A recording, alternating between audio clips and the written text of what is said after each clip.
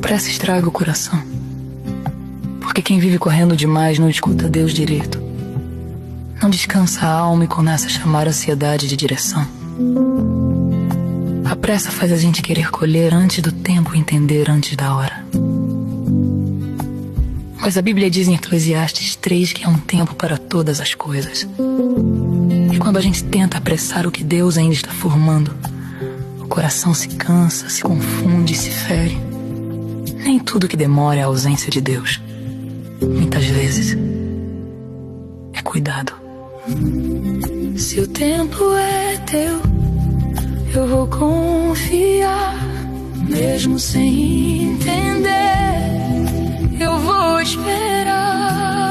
O que nasce em ti vai permanecer, e no tempo certo vai florescer.